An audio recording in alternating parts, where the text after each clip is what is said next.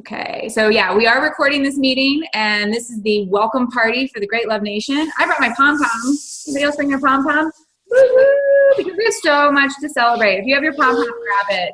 I know, Winter's just waving her hands. I know you've got one somewhere. She's like frantically running. There we go, Jenna's got one. These are our pom-poms that say change the world. We got them at Leadership Retreat in January, and they just come in handy more often than you would think. So yeah, we're recording this call. So if you have somebody that is a brand new compassionate entrepreneur, or if you know that couldn't hop on, because I don't even know what the final or what the current count is, but we are up to like 180 this month so far, which is like, yeah, Jenna, like head exploding. Like I need 10,000 of these to wave, because the impact of that, like that's insane. And to think about the impact that will have on the artisans and our mission and what we're trying to do with Trades of Hope, like that's an explosion of new compassionate entrepreneurs, like opening the doors to their shop to share the stories and the pieces of our artisans and expand the marketplace for them, which sustains jobs, creates jobs. I mean, to think about, there were 300 compassionate entrepreneurs in the whole company when I joined 5 years ago, and we had over 500 join in the 4-day window of the $5 sign-on. Like, it's just awesome and so exciting. So that's why we wanted to have this meeting tonight. So I'm going to jump right into it because I want to try to keep it timely. My name is Erin Woods, and I am a compassionate entrepreneur with Trades of Hope. I've been saying that for 5 years at the beginning of everything I've done. My kids can say that. But I'm also the director and national executive director for the Great Love Nation. So this team, this is our big national team, and it's made up of literally every single woman who's ever joined anywhere in my organization, in the nation of Erin. Did I really just say that? I don't know where that came from. And from me, which to me, it's like the most beautiful example of the ripple effect, and like the way that one woman, one voice can expand and change, lives and touch lives that obviously people that I never would have known or met. And the fact that we have amazing directors on this nation team, and that's Veronica Martinez and Melanie Sanukian and Jenny DeCajon. And amazing managers and amazing leaders all throughout the nation. Like, it's so mind-blowing and so wonderful. And so tonight, I wanted all of us to get together and kind of have some faces with the names and get to know each other a little bit, because we are all just like normal women doing our best, loving this mission, having a great time, trying to learn, trying to grow, not always getting it right, but just, putting one foot in front of the other, whether we've been doing it for 5 days or 5 years. And so we want to share a little bit of our personal stories, because, Veronica and Jenny and Melanie and I have been doing this for, 2, 3, 4, 5 years. And so there's a commitment there, and it has a lot to do with the artisans that we've been able to make connections with. So we wanted to share a little bit of our hearts with you, and then talk about going on a trip, like packing your suitcase for your journey with Trades of Hope. What are the essentials? What do you need to put in your suitcase? Like, don't leave them at home.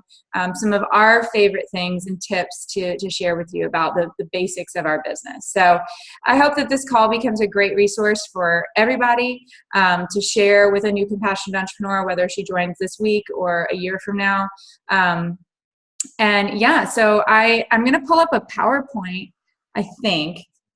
Should I pull up the PowerPoint, or should we I do go to speaker view and let you guys talk? We really need the picture? I feel like we need you. Sure. Is that okay? Well, Melanie, you're first, so you can make the decision. Oh, okay. I'll pull up the picture maybe in a little bit. Yeah. Well, maybe if I mention it, you could just flash it up or something. Yeah. I could maybe find it on my phone. I can do it. No, I've got it. I've got it good to go. So I'm just going to let you get started, and then I'll pull up the picture at some point. And I'm sharing the suitcase part first? No, we're talking artisans first. Okay.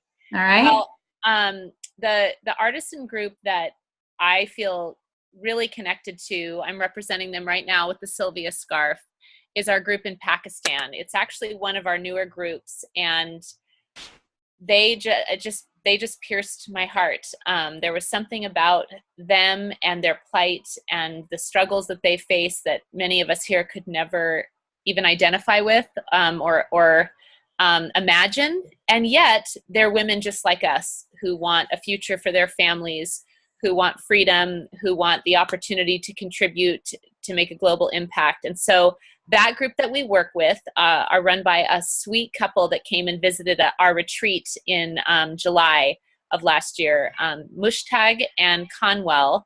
They are a couple that he actually had oh yeah, you'll get to see a picture of them. He actually had a price put on his head by the Taliban, and is right there. There he is. And that's me meeting them for the first time. And I kind of feel about them the way Erin feels about Downton Abbey. I really felt like it was like a celebrity meeting. I got kind of nervous, and anyway. So, but they're just on my hearts, because when we heard about the testimonies of what the women have gone through and are struggling through, and the creative way that they have brought forth a really unique solution. When he became this, they closed down the church that he was pastoring, they got creative, and Conwell, his wife, who our beautiful blue scarf is named after, she actually opened up this, and it's over 500 women, I believe, is where they're at, with this awesome skill. Basically, it's a group that they put together to give them skills, everything from reading, learning, business skills, but also teaching them cosmetology skills, like putting things into their suitcases, so that when they travel, when they do their business, they're getting more and more skill sets, more and more encouragement and hope to do the things that they've been created to do. And so they've just been on my heart. And they, the company had attached a number of really fun incentives for us to try to sponsor 5 compassion entrepreneurs who sign on and become qualified, because that group of 500 women, only a couple handful of them are actually working with us to make these scarves. And so it's my hope that we can grow big enough as a nation, as a world-changing sisterhood, that we can provide employment for every woman that Conwell and Mushtag are working with, and that we would, in order to do that, we have to get enough compassion entrepreneurs, enough advocates out there to share the mission, to sell the products, to create the supply and demand needed to be able to employ more women. So do you want me to go into the sponsorship now, Erin, or we're just talking? No, okay. but that's, and so for you, Melanie, that is one of your big drivers. I see you post all the, when you post, you have a lot of hashtags associated with Pakistan, and hashtag for Pakistan. That's yeah. And I love that. I love that you've connected with that particular artisan group. Something that I think can be overwhelming for a new compassionate entrepreneur is the fact that we're in 17 different countries. So it's like, oh, do I need to learn about every single artisan group and be able to share details about? No, you need to knit your heart to one. You need to have one story. Spring says this all the time. You need to have one story that you can share, that you're learning about, that touches your heart in a strong way, because that's what people will react to. They'll hear your passion. They'll understand what it is that you're trying to share, just through one example of the work that we're doing. Can I share one more fun detail about the Pakistan group? Yeah. When we were there, Mushtag did most of the talking because his English is better. And so he just does a great job of sharing the stories, but he's really sweet and humorous as well. Mm-hmm. And Conwell was more hesitant to share, kind of a quieter personality. Just, one of those like humble, salt of the earth people that you just love. But at the end of every retreat, we have a dance party. Mm-hmm. And I was like laughing and crying at the same time to watch Conwell cut a rug. The woman can dance, and she's like leading, mm-hmm. What are those called? The train of people dancing. Yeah, the conga line. And it just reminded me that like, these are women with personalities and passions and interests, and maybe even insecurities just like us. And the more we empower and invest in people, the more we get to see the joy and the light come out of them. And it was a perfect way to end that retreat, and a perfect example of just the humanity of the women that we work with, that they're just like us. Yeah. I know that was one of my favorite moments probably of all time. And, you know, the freedom, women in Pakistan are not free to dance, and for Conwell to be so free and so beautiful and so fun. And it was an incredible moment. So I love that. Thank you, Melanie. And we'll get back to the suitcase, your suitcase in a minute, but I want to ask Jenny to share now. Jenny Dicahone is up in, and Melanie is in California. I want you to share a little bit. How long have you been to sea? I'm from Santa Barbara, California, and I actually, May the 4th be with you, is my 3rd year anniversary. And I run the team named Beauty and Grit, #bag ladies, because we sell a lot of great fair trade bags. And I feel like a bag lady when I go into my parties. So I've been doing this almost 3 years. It's been life-changing. I can't believe I get to do this and still homeschool my kids and, you know, go about life. But I'm just a everyday woman like you who just had a desire in her heart to change the world and a need for extra income. And I had no idea God would provide one thing to answer both of those prayer requests. So that's awesome. Thank you, Melanie. Back to you in a moment. Let's bring on Jenny. Jenny is in Wisconsin. And where are you, Jenny? I'm right here. Okay. I'm trying to get you to where you're the only one that we can see. Okay. So Jenny's going to talk a little bit about her why and the story that knits to her heart. So take it away, Jenny. Okay, just wait, okay? Okay. Sorry. She's doing her homework right next to me. So. I'm already done with my You're done with her homework. Okay.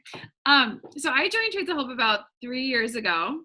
A little over 3 years ago.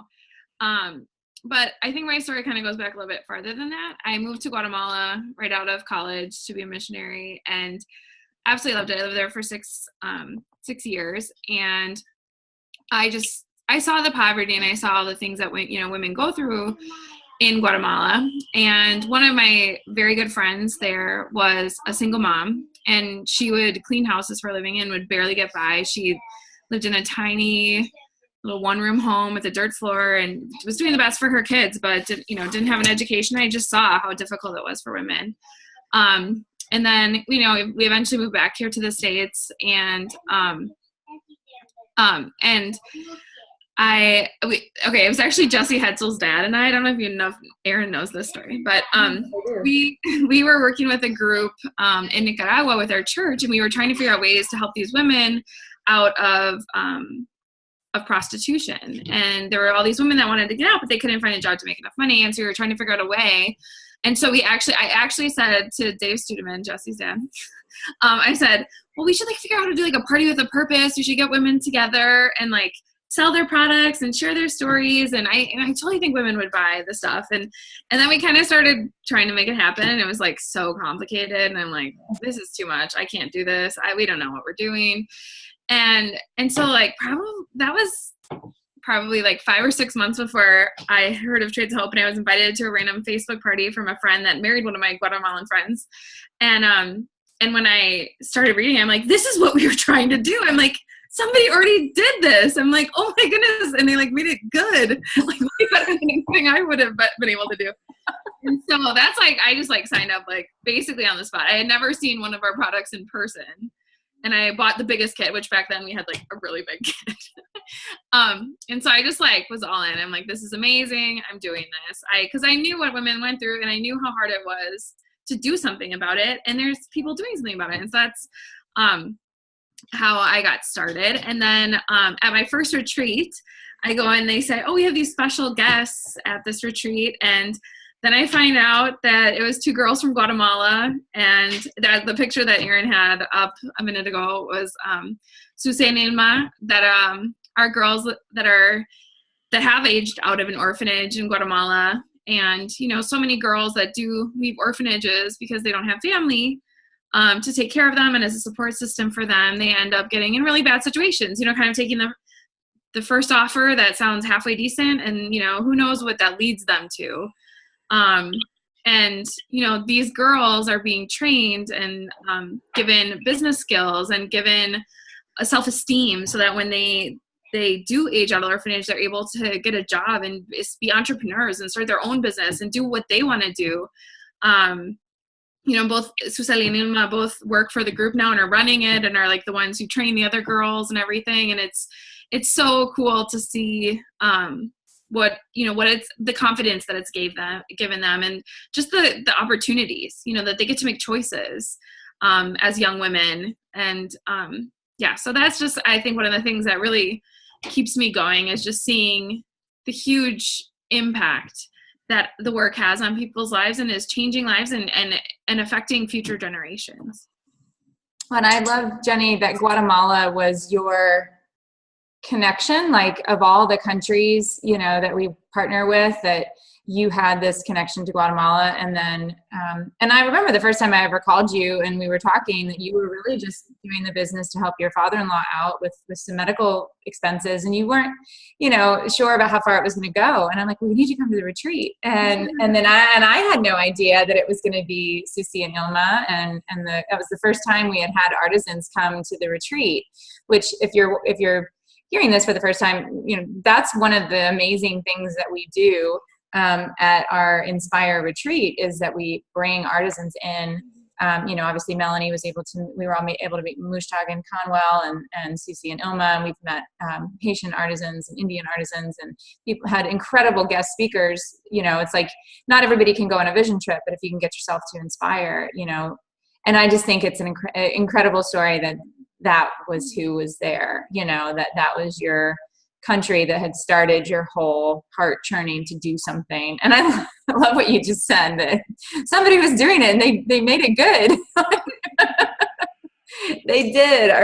Our founders, I mean, you know, they'll be the first to tell you that they were, you know, Googling things like how to start a home party company, but they were sure determined. And I'm so thankful that they laid that foundation, you know, that foundational groundwork that we get to step in and, you know, do this business with them, you know, to achieve that dream. So thank you, Jenny. I adore you and I love your haircut. It looks really, really good. So so fresh and so new. Okay, I'm going to invite my dear friend Veronica, who was one of the first compassionate entrepreneurs to be part of the Great Love Nation. I'm pretty sure you were like number 10, right? Is that what we determined? Something like that, 10 or 12, somewhere in there. Yeah, like really, really, like, you know, when we were teeny tiny and just a little dream. But and Veronica is local to me, so I live in Longwood, Florida, which is outside of Orlando, and Veronica lives now in Ocoee. Okay, I was gonna say Winter Garden. But we're basically in the same hood, which is nice because we get to see each other pretty often. But so I'm gonna ask Veronica to share about her heart. Yeah, so hey everyone, I would say ladies, but we actually have a guy that joined our team through the $5 sign-on. So now I'm trying to be more inclusive in my language. So hello everybody. I started with Trades of Hope almost 4 years ago in May. Like Melanie, I also signed on in May. So just coming up on an anniversary. And I started, like Jenny, my story really started before Trades of Hope because I had a heart for, I had been involved in a local human trafficking awareness movement. And so I started to learn about human trafficking, what a huge problem it is in Orlando, but then also around the world, and really learned how much poverty undergirds so much of human trafficking. And so, you know, deep in my heart, I wanted to be able to do something about it. And so I had been involved in the movement here locally and was just kind of frustrated because there wasn't a whole lot I could do. You know, I was just a stay-at-home mom, and I just wanted to do more than just spread awareness. Although spreading awareness is super important, but I was like, I want to do more. But I'm not an investigator. I'm not a lawyer. I'm not, you know, these pieces that really are part of the puzzle. And so Spring, who is on our team, and let's see, you might be able to see her on here, but I'm not sure what view it's on, but she and I were right before I heard about Trades of Hope, actually talking and praying about how we needed something to bring in some extra income to our families.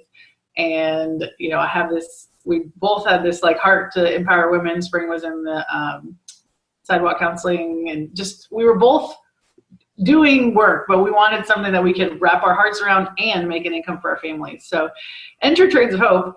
I learned about Trades of Hope through a friend of mine who did a party with Aaron, and I couldn't go, but I ended up ordering some earrings and just wanted to spread the word. So I had a party. Aaron asked me several times if I'd be interested in being a compassionate entrepreneur. And I always told her, no, that's okay.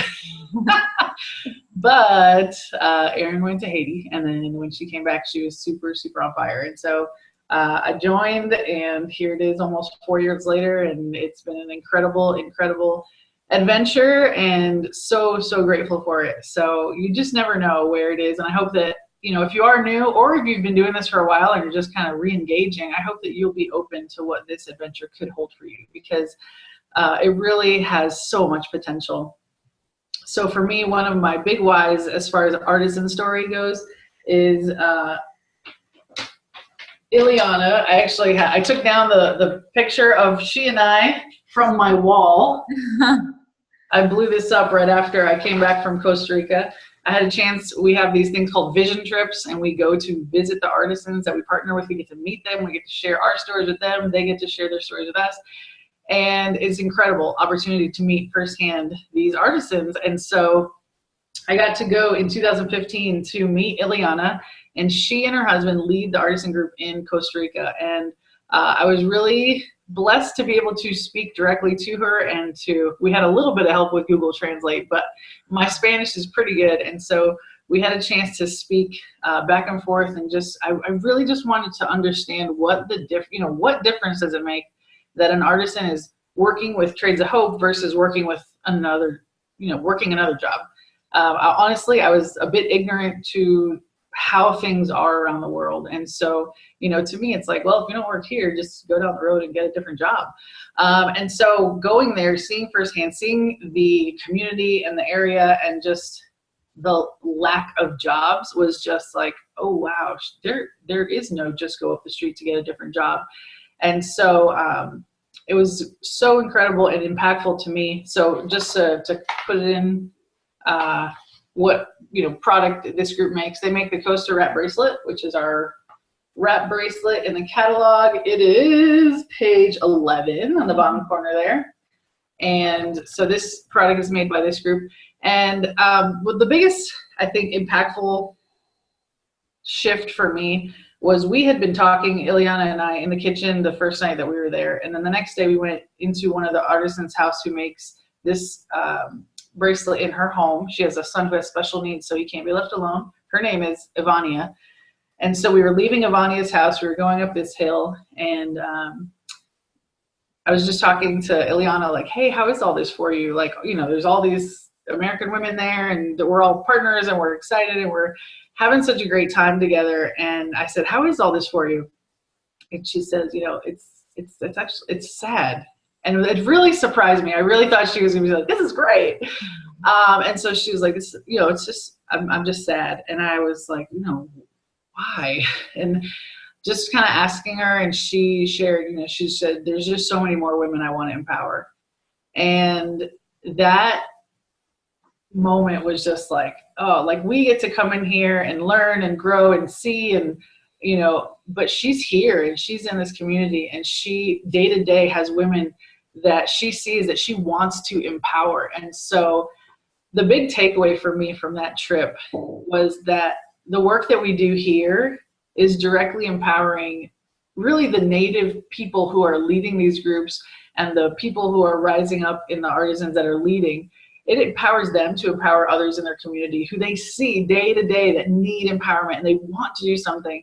And so I love that I get to give Ileana the power to empower others around her, and that when people come, and they're looking for empowerment, they see her and not me. They don't look and think, oh, this American's empowering me. It's like, no, this is your community member that is part of this. And they were just so incredible. I could talk all day. I won't, but that's just the snapshot of what really just drives me to know that I get to empower Ileana to fulfill her dream of empowering women in her community.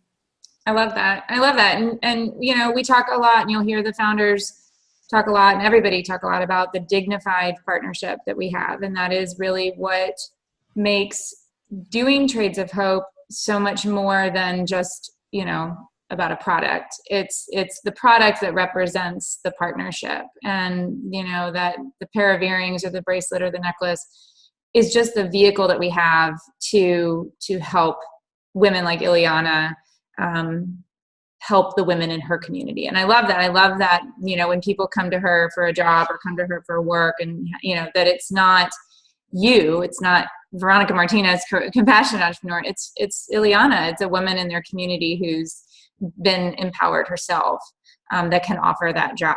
And I mean, I don't know, like, doesn't that, it's mind blowing to think that, like, I mean, all of us, that, you know, Jenny and Melanie, you know, Jenny and I were both teachers, Melanie and Veronica homeschool their kids. Like, we're just like normal people with the desire to do something, and Trades of Hope became that vehicle to do something. And, you know, now that we've been doing it for 3, 4, 5 years, you know, I hope that as you're listening to these things, you're seeing, you know, the potential of where this, like Veronica said, this adventure, this journey, this, you know, this thing that is probably going to start really, really small. It started really small for all of us. It started super small for me. But I just kept putting one foot in front of the other and kept following the path. And I kept being surprised, and I kept, you know, being impacted by what I was learning and seeing. So bit by bit. Okay. Well, thank you, Veronica. So I'm going to share for a couple of minutes about the sort of the story that has knitted itself to my soul, and the experience that I had about 15 months into being a compassionate entrepreneur that changed everything for me. So I actually didn't have a lot of background or experience. I kind of didn't even know really what human trafficking was when I became a compassionate entrepreneur. It was something that I had heard about, but I wasn't really aware of what exactly it was. I had never been on a mission trip. I had never done anything big picture in that way. I mean, I'm just being, I mean, that's just how I grew up. And I was a teacher, and I felt like that was the way that I could contribute and make the world a better place. But when I stopped being a teacher, I had this like hole of needing connectivity to something bigger, something that made me passionate about the work that I was doing. I mean, I was passionate about being a mom. I loved being a mom. You know, I had a baby and a toddler, and but it was hard, and it was not really enough for me at that point in my life. I just wanted something else, just something little. And then this graphic showed up on my Facebook feed, and it was a picture of a really cute pair of earrings, and it said, "Empowering women out of poverty, Trades of Hope." And I was like, okay, cool. Like, I don't even know really what that is, but I like the earrings. They were the tri-leaf earrings. And I called my friend, Katrina, and I said, I'll host a party. What is this all about? What is this little company you're working for? She lived in Palm Coast, which is where the home office is. And she's like, yeah, it's really neat. You know, so we did a party. And she told me I could get my kit for free. And I'm like, cool, okay. And I even hesitantly joined because I had done direct sales before. And I told my husband, never let me do anything again, you know, like this. And then, so I was even like, should I do it? And he's like, you're getting it for free. Like, what do you have to lose? Just try it. I'm like, all right, I'm going to try it, but I'm going to keep it a secret from my friends and family. And I'm going to go in a totally different way than I did the first time. And so that's what I did. I kind of kept it a secret, and just sought out that first hostess, that first person that was interested in hosting a party with me as a compassionate entrepreneur, not with me because it was my sister, or me because she's my friend, or me because she's my neighbor and she has to. Like, I didn't want any of that feeling. I really wanted a true customer, a true, you know, hostess, somebody who was just interested in Trades of Hope because of Trades of Hope and because I was a compassionate entrepreneur. And I found that woman about a month after I joined, and kind of the rest is history. I learned very quickly that your business is a snowball of bookings and networks of women. And it just, if you believe that it will keep going, that there's hundreds and hundreds of women out there that you've never met that want to do parties with you, if you believe that, then it it can happen, and you can have a real business that's not based on your friends and family being guilted into doing something to support you. Because after about a year, then my friends and family were like, what are you doing? What is this Trades of Hope thing? You're going to Haiti? What? And I'm like, oh yeah, it's this thing I've been doing. And some of them did come out and want to support me, and some of them didn't, and that was fine. But about 15 months into my business, I had the chance to go to Haiti and on a vision trip. Back then, vision trips were a little bit different. It was literally, who wants to go? Me. And I volunteered to go, and didn't really know exactly. There had only been one other vision trip before. So that was kind of my standard that I was looking at of what the experience was going to be like. And I've never been to Haiti. I didn't have any knowledge base of what I was walking into. I'd never seen real poverty before. And so it was a shocking experience, but one that I was super excited about and super open to. And so, I loved every second of that trip.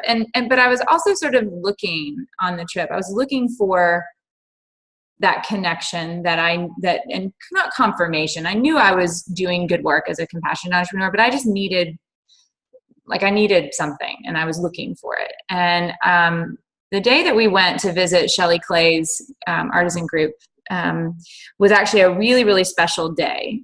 Shelley had shared with us that, and Shelley, they make our faith bracelet, our pure love bracelet, the halo necklace, a lot of our pieces from Haiti that are the clay and the cereal box beads. Shelley has shared with us that her artisans, all of the artisans that she employs have children. I mean, that is why she created the artisan group, was to help keep families together. Moms who were in danger of having to relinquish their babies over to orphanages, moms and dads who just couldn't manage to keep their families together. She wanted to provide employment so that they could be a family. And so all of her artisans have children. Well, there's not great childcare options for people in Haiti necessarily. And so she found out some things that were happening. Some of the artisans were leaving kids kind of to their own devices, or laying newborn babies on a bed and leaving to go to work for the day. But when you have a job, you go to your job. You don't risk losing that job. But Shelley couldn't live with knowing that kind of thing was going on. So she converted the downstairs of her house, where she lived with her 4 children and her husband, in the middle of the artisan compound. She turned it into a daycare.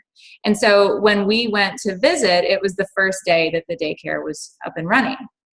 So it was a really amazing day. The artisans, you could just tell, like, they were walking through the gates with their kids, knowing that they were going to be putting their child 30, 40 yards away from them in a safe place where they could pop in and see them. I mean, if you have kids, that feeling when, you have to drop your kids off at a babysitter or somewhere, and you have that like anxiety, but they're going to be safe. Like, they're going to be okay, and you can go do what you need to do. That was happening for them on this day. So it was a really awesome, awesome day. And we, I'm going to pull up the picture real quick. Of course, now I can't do it. I'm the one that's talking. So we went and, hold on. And we went into the daycare, and I got to meet this baby girl. And you've seen the picture on the left, I'm sure, many, many times. The picture on the right is one that I took with my phone. But so you don't always get to see a straight on pic of little Chris Nellie. But Chris Nellie was there for her first day. And the thing that I've always noticed about this is how dressed up she is. She was wearing a really fancy dress. That dress was like taffeta, like Christmas dress, Easter dress, and fancy material. And her hair was done beautifully.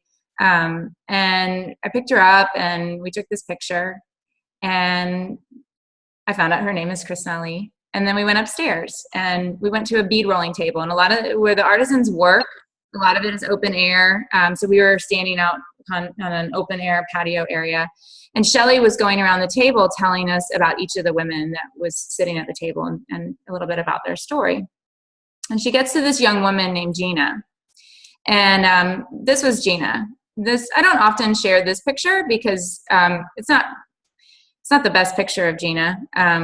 She was sitting kind of to the side, and you can see her hair was not done. And that's Denise in the yellow sitting with her. And Denise is one of the managers of the artist at the Artisan Group.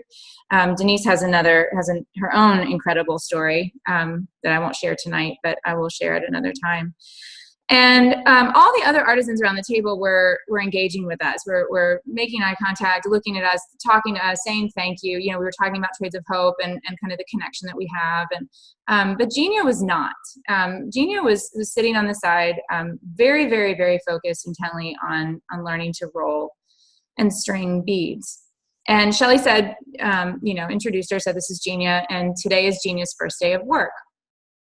And she said, Gina's little girl, her baby, Nellie, is downstairs in the daycare. And so for me, I'm like, this is it. This is the moment. I just held this baby, and here's her mother, and it's her first day of work. This is incredible. I'm so thankful to be a part of this. And then Shelly said that just a couple of days before, Genia had been going door to door trying to give Nellie away. That they were sleeping on a cement floor of a stranger's home.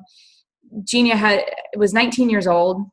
She was watching her baby starve, and she didn't know what to do. She wasn't even knocking on gates of orphanages. She was just going gate to gate. And one of Shelly's employees found out about it, went out and found Genia, and Shelly said to her, "Come see me on Monday. I can give you a job, and you can keep your baby." And she's saying this, and I'm listening, and I'm looking at this young mother, and, doing something so small, so seemingly trivial, learning to roll and string a bead. But knowing that that was the difference between having a life and keeping her child and not, and that, heck yeah, I was a part of that. I was a big part of that. That my work back in the United States with Trades of Hope, doing parties, going and, getting women together to shop for beautiful jewelry was changing Gina and Nellie's life completely. The story of their life was going to be completely different because we do jewelry parties. And from that moment on, Gina and Nellie became everything to me. Everything that Trades of Hope is and represents, and what we achieve with our mission. It's the story that I tell at every single party. I've told this story 350 times at least, because it's everything, and it's what we're trying to achieve. And Gina and Nellie are doing great.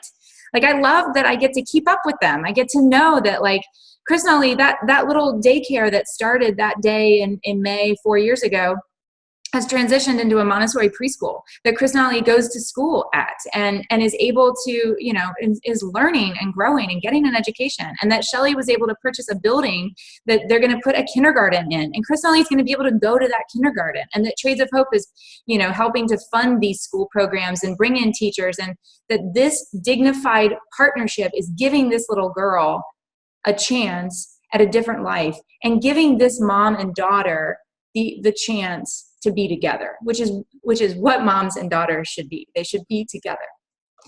And there's always a different part of it that makes me cry. So that's it tonight. So that's my story. And that's why I get up every morning excited to stick stickers on catalogs, or make phone calls, or do, put in orders, or close a party, or all of the little things that we do for our business. That if I was selling anything else or doing a home party business for any other product or company, I probably wouldn't find as much joy and fulfillment in. But because it's Trades of Hope, because it's Gina and Nellie and Wishtag and Conwell and Cece and Ilma and Ileana and on and on and on and on, all the stories, because it's them that all those little things that I do with great love make a difference for. That's what this work is all about. So with that, I want to jump into our suitcase. I want to try to go through these things quickly. We don't want to give you too much because I don't want you to be overwhelmed. Really more tonight, we just wanted you to hear our hearts and understand our whys and what gets us out of bed excited to do this work every day, and encourage you to find that connection for you. I know for a long time, Veronica, your story was Miss Florence, and like that video was like your go-to for like, yes, this is why I'm doing what I'm doing. You know, go on to the Trades of Hope. She's still a very, very close second. I'm still waiting for the day that she's, well, you know, Gretchen's going to Uganda in May. I've offered to carry her suitcase. She's not letting me. I'm hoping we get some new footage of Miss Florence, or that she shows up at Inspire in August. That is my dream of dreams. So we're going to talk about I'm going to pull up the PowerPoint again, because I want to talk about the suitcase, because, you know, this business is really super, super simple. And, you know, I like, you'll find very quickly that I like analogies and metaphors and things. So I thought this is, you know, what would you pack if you were packing for your Trades of Hope journey? Because there are really only 4 main activities, or 4 areas of activities that we do with this business. And I can say this confidently, and I know the other directors can too. After doing this for years, I still do the same things. You know, I book parties, I sell and you know, the products of our artisans' hands. I ask women to join, and you know, I sponsor women into this company as compassionate entrepreneurs. And then I keep growing, continual growth. Like I'm watching a great video, learning something, reading a great book, watching a great movie, whatever. So I asked each director to share something that they consider they're essential for each of these areas. So I'm going to start. And mine is booking. And it was the very first training call I ever did with Trades of Hope, super, super early on, was called being a booking magnet. And because I have been a booking magnet for pretty much my whole 5 years. I've been really great at booking parties, and in turn booking more parties from those parties, and just really trusting that process of keeping the ripple going, getting the snowball going. And because that's really where it all starts. So if you're a brand new compassionate entrepreneur and you're sitting there and you're like, what should I do first? Get something on your calendar. When you have something on your calendar, you have a business. And it can be online, it can be a home party, it can be, you know, there's a million different forms that a party can take. So if you're struggling with that, or, you know, curious about some of those things, talk to your sponsor, talk to, you know, use the Great Love Nation as like Trades of Hope Google and search parties. And there's a great post in there about all the different ideas for different ways to party. But the main thing is just believe that you're a booking magnet. Believe that people want to do parties with you, because Trades of Hope is unique and different. I hosted a party with Trades of Hope, having said I would never do any kind of home party ever, host or join. And so never say never. You know, a lot of people connect with what we're doing because it's different, and they are willing, where they would have been unwilling to host something else, they're willing to host the Trades of Hope because they like the idea of helping people, and you know, they are. 3 things that I have found, and of course I meant to have them sitting right next to me and I left them in my office. 3 things that I never leave home without are my party manager, a pencil, and my calendar.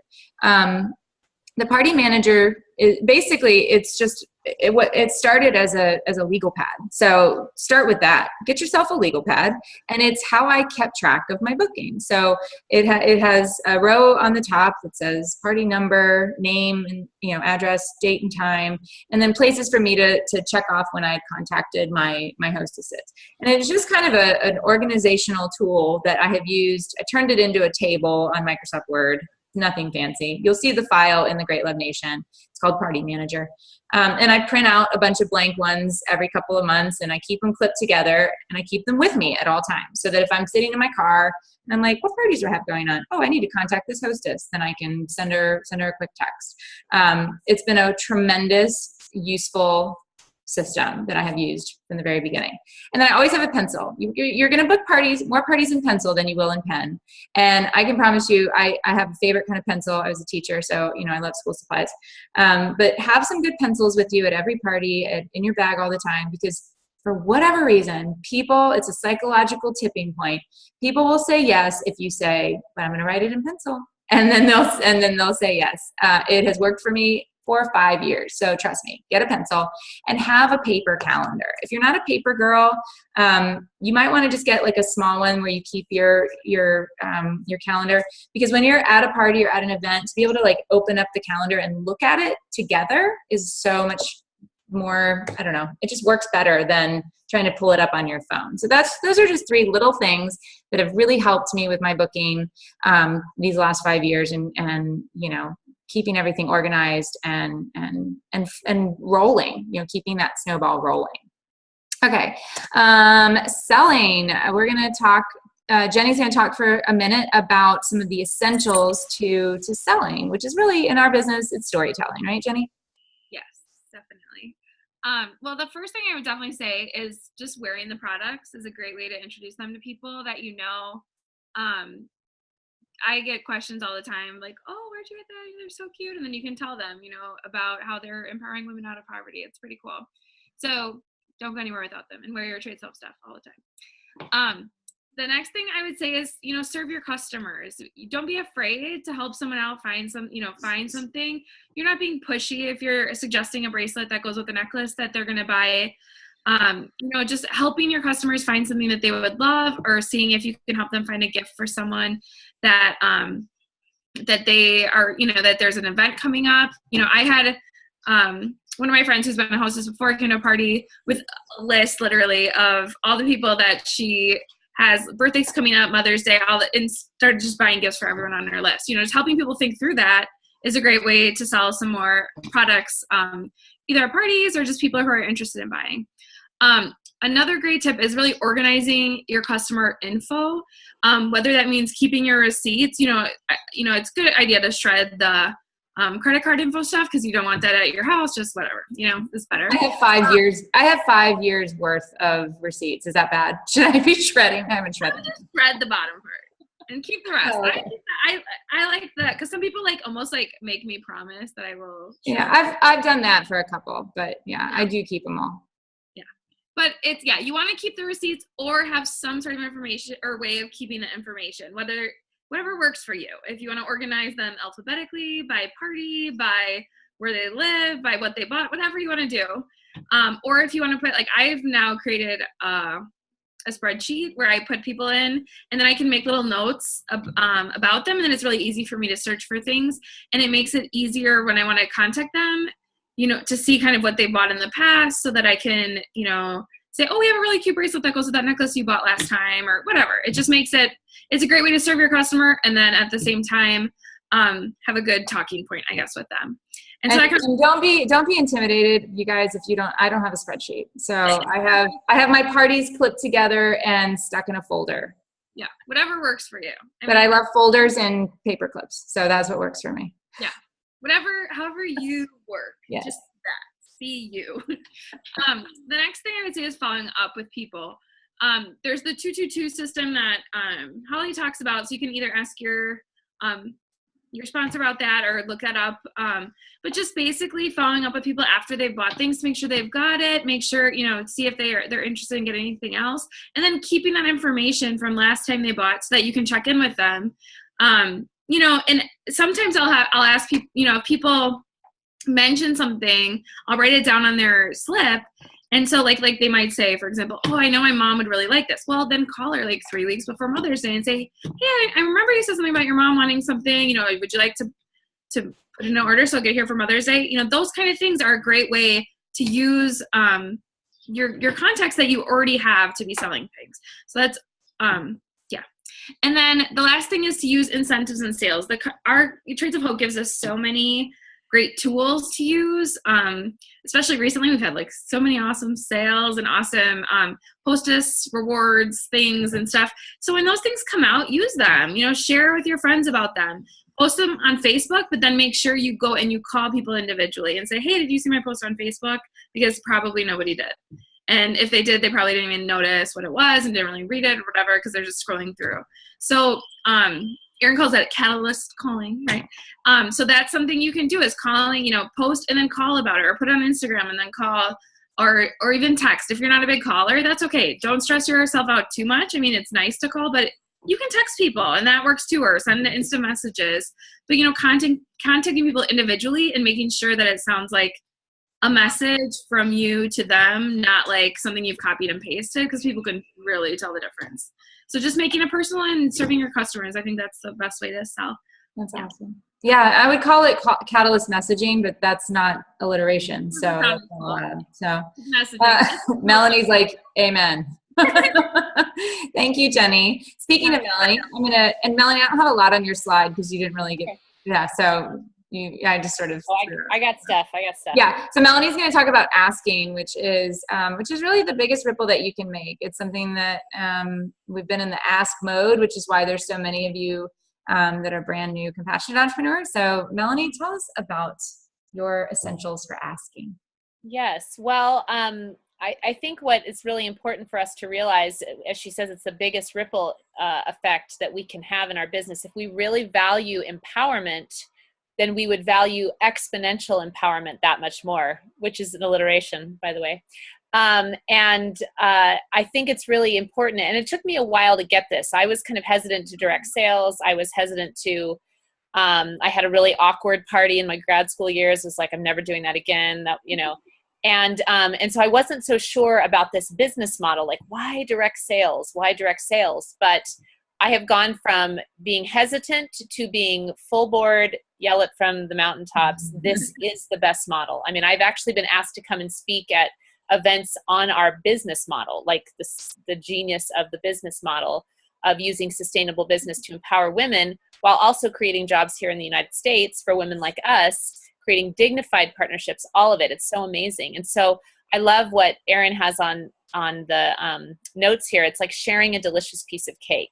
This isn't something we're ashamed of. This isn't something like, well, it's for me, but it may not be for them. We don't need to make any of those excuses because what we're doing is beautiful and it's changing the world. And so we don't need to be ashamed about asking or sharing.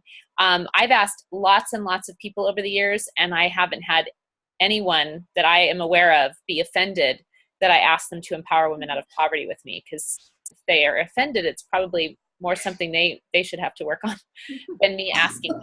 And so I think it's really important for us to consider, if you really value the mission of what we do, then you'd want to share it the way that you would have a huge piece of cake and you're eating one slice and other people are looking on. Like, wouldn't you share that cake? Wouldn't you share the opportunity? I said to Erin, of course I'm going to share one of the best things that's ever happened to me, because I love my friends. I love these like-hearted women, new women that I meet at parties. Of course I'm going to share this opportunity with them because I want them to experience the joy and passion and excitement that I have. So I would say if you're a bit like, okay, I can book parties, I can sell, but I don't know if I could ever ask, I would just encourage you to shed that, really rethink, what it is that is holding you back and move through it. And I understand it can be overwhelming. You're like, I paid $5 and now someone's telling me I have to grow a team.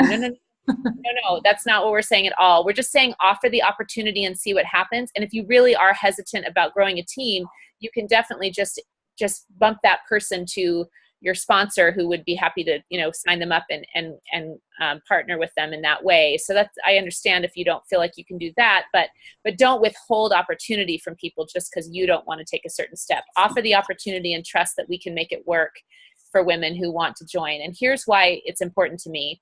The more women who join our team, the more artisan partner groups that we can take on around the world. And I personally know of a couple that I've met through different vendor events. There's a group from Zambia who have applied to join Trades of Hope, and we can't take them on yet because we're not growing fast enough to be able to sustain the current 13,000 plus women that we're working with while also taking on new groups. But as we grow, we can be more free to take on new groups. And that is my main motivation for why I ask people, because I personally know people who have applied for a group who has great need, like the need we've shared about with our artisan groups. And I want more women. I want more countries represented. Part of the reason I love Pakistan is because it was our second group from the Middle East. We also have Jordan, but I want more women from the Middle East in particular. Like, I have like hotspots that I want to join. And I meet people who are like, do you have anyone from Nicaragua? No, not yet. Do we have, I want more countries from Africa. In particular, there's over 50 amazingly diverse, beautiful countries in Africa. And I want to partner with more women in Africa. So I think that's where the passion can come from. And I'm telling you, when people see your passion, like there's no offense that could happen because they see your care for the women around the world. So just a reminder that we're a different direct sales company. Our mission compels us to offer this opportunity to women. And as far as how that connects to what I would pack, I currently, along with Veronica and maybe a couple others that are on this call, are leaving for Haiti on Friday. So I'm literally packing a suitcase right now. And whenever I travel, I always throw in a journal, right? Because why do you want to throw in a journal? You want to remember. I went on the Costa Rica vision trip 2 years or year and a half ago that Veronica also went, not on the same trip, but also went there. And I sometimes will go back and look at what I've written down. We want to remember. We want to remember our why. For those of us who've been doing this for a few years, we want to remember our why for why we joined. And so we write it down. So when we feel discouraged or we kind of wonder, how did I get myself into this, or whatever it is, you can go back and remember. We're good forgetters. I at least am I have 4 children. I swear my brain cells, went through my nipples. I've lost, when I nurse them, I feel like I've lost a lot of remembering skills. So I write things down so I can remember them. And I want to remember why I've been called to do this. And so I took my first journal that we got from our Fearless retreat way back when. And I am not a great recorder or organizer of things. So these resources that we throw out, we don't expect all of them to stick, just the ones that fit for you. But I've been challenged to be more organized with my business. And I have done what Jill Butler, who's another awesome director for Trades of Hope, recommended, and made a Join My Team notebook with the journal that I created. And I left some pages up front that's basically like a table of contents of all my people. See, some of them have joined. So yay, celebrating those. And she challenged us about a year ago to ask 100 people by the next retreat within a year. And I didn't know I was goal-oriented until I joined Trades of Hope, but apparently I am, because I was like, I'm totally going to do that. And I'm excited to say, and I still have a couple more to put in, but I made it to 104. And so what you do is then you just put in on each page as you number them. You just put, whatever the receipt, that the order that they made, and you can make notes of, I emailed them 3 reasons to join on that date. And so then I can look through and follow them up. And the great part was when the $5 sign-on came, I did not have a whole lot of time to go back through and brainstorm a list of like, okay, this is wonderful, because I already have my list. And I literally went through and asked, I think, 61 girls, whether through Messenger or whatever, and I just referred to my notebook. I didn't have to like brainstorm a whole new list. So I really, as again, a not so organized person, I was like, I could totally see why people do this whole organization thing. That was really helpful. It saved me a lot of time.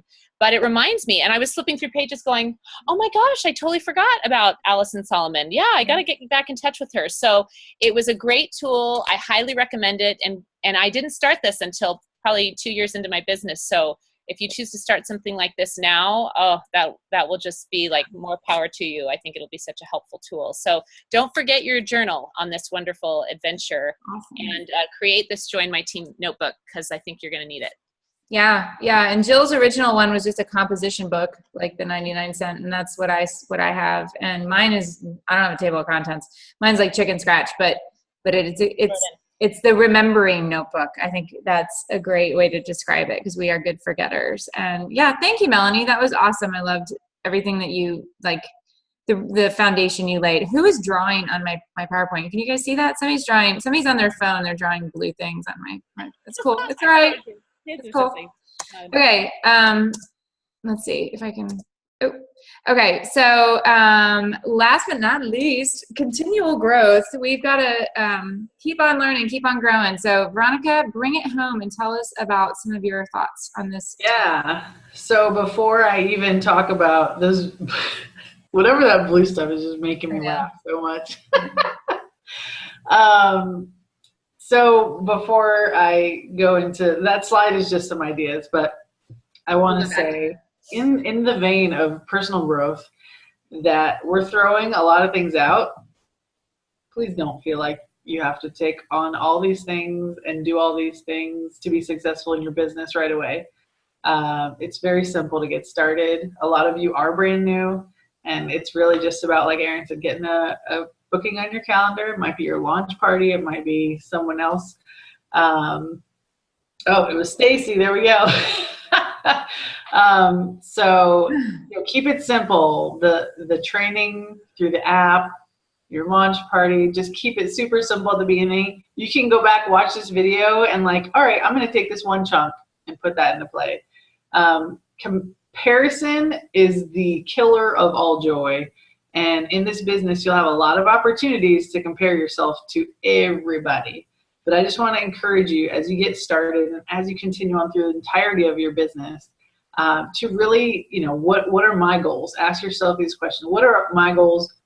What do I need? Where do I want to grow? What are my strengths? Those kind of questions are going to revolutionize your business. And as you think about what do I need, we're here to support you. Your leaders are here to support you. If you don't know who your leaders are yet, ask your sponsor, or you can go in your back office and there's a place where it shows my upline, and that'll show you everybody that is from you all the way up through Trades of Hope. Those are your support. We are your support system. And so I want to encourage you to make use of that, to really think about that. And that's, for me, like, that's what personal growth is. It's that reflection of like, what do I need? Where are my strengths? Where are my weaknesses? What are my goals? And so that's kind of the heart of it. And then I did there are some practical, if you are looking for like a book to read, or if you are looking for a documentary to watch or a video to watch, here's some suggestions that are great places to start. So there's 2 documentaries, Half the Sky. It'll wreck you, but it's so incredibly good and worth it. And then Poverty Inc. Poverty Inc. is amazing because it shows like the direct impact of why we do what we do, how we do it. And it also highlights about 2/3 of the way through the film one of the artisan partners that we have in Haiti. And it's actually the artisan partner that Erin shared about. So like direct correlation. And then a video, Erin mentioned this when she was chatting, the Being a Booking Magnet. It's on YouTube. You can just search Being a Booking Magnet and it's Erin's video that will come up. And then 2 books that I've read recently that I love that are really great and they're about personal growth is Go for No. If you have a hang up with somebody saying no to you about booking a party or joining your team or buying something, or if like the idea of no just like paralyzes you, this is a great book for you. And then the other one that I've read recently that I'm loving is Miracle Morning. It's kind of like changed my life. So it's about it's about being intentional about your day and your time. And it's another great one. But again, with all the things that we shared, I hope that you don't feel the pressure. Nobody's looking at you expecting you to do X, Y, Z. We're just here to support you. And so we hope that these things are feeling empowering.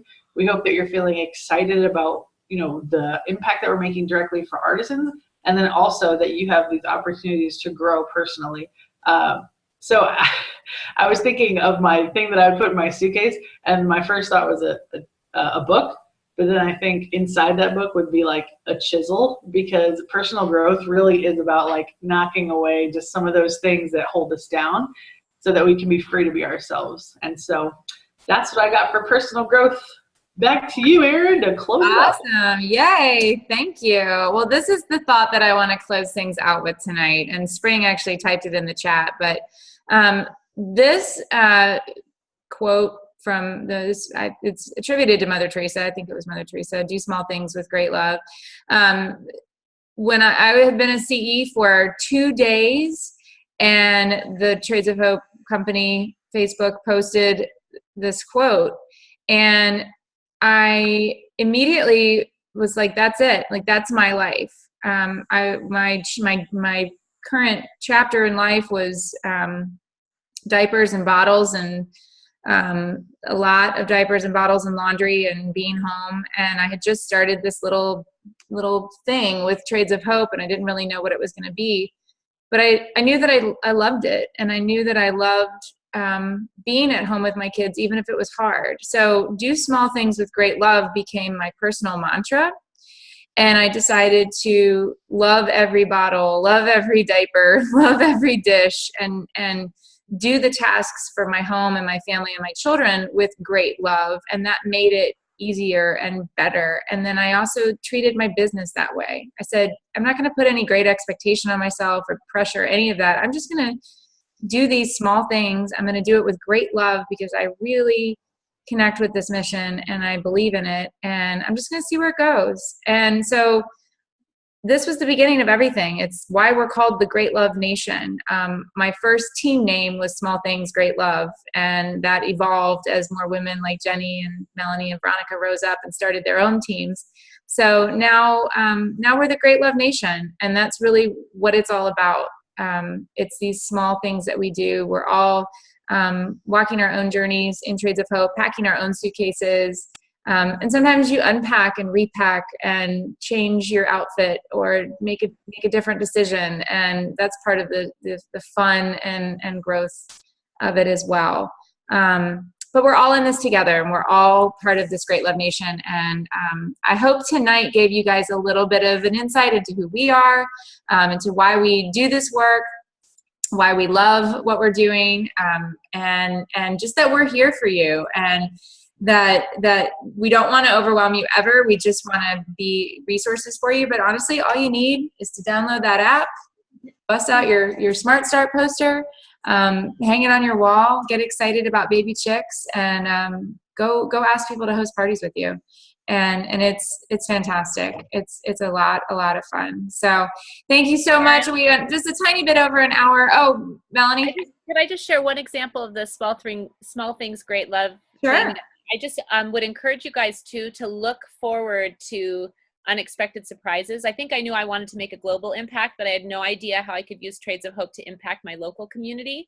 And I've done this a couple of times and I'm doing it again, but I use some of the retired products. Once you build up a supply, which takes some time, but I've been doing this for 3 years, you build up a supply of retired products and you can do some fun things with them, donate them to local fundraisers or silent auctions or whatever. But every once in a while I have enough and I feel led to do something to help, a local family in need. And one of my dear friends, I've really been feeling this for them, but he's a local Santa Barbara firefighter, one of my dear friend's husbands. And many of you know in the news what's going on in Santa Barbara, the fires and the mudslides. So that alone, but he's battling prostate cancer. His 3 kids are dear friends with my younger 3.